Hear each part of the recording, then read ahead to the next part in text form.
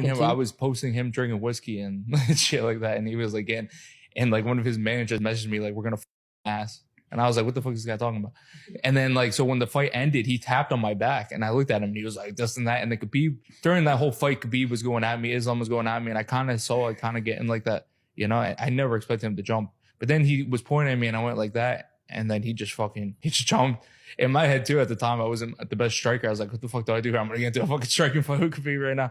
So like he ended up, I like clocked him and then he backed up. I was doing like uppercuts and then they're like, security is holding me. I'm getting punched in the back of the head. Like that whole night was crazy though. Like it was nuts. Someone tried to bring it to the arena and stuff. I mean, was that the biggest UFC moment of all time? I think it has to be. Yeah, of course. I mean, yeah, it has to be. What else even compares to that? There was no other brawl. That's what I'm How saying. does it feel that you were involved in that? I think it's legendary. It's totally We legendary. won that low brawl too. Connor was knocking people on top of the cage. I was hitting people down.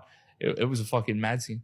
To be honest, Connor got suckied too, though. In the yeah. I mean, I got sucker punched too, but we took care of it. Like at the last blows were, I watched the McGregor documentary, and there was that footage after that altercation. Oh yeah, that was crazy. I gotta say that you never was really heavy because Connor. Because Connor grew up crazy. in the kind of thing where street fights are normal and all that shit. So like for him, it wasn't like he wasn't even thinking about the brawl. Yeah, he was just like he was upset he lost, obviously, because he's a competitor and he wanted to beat him so bad.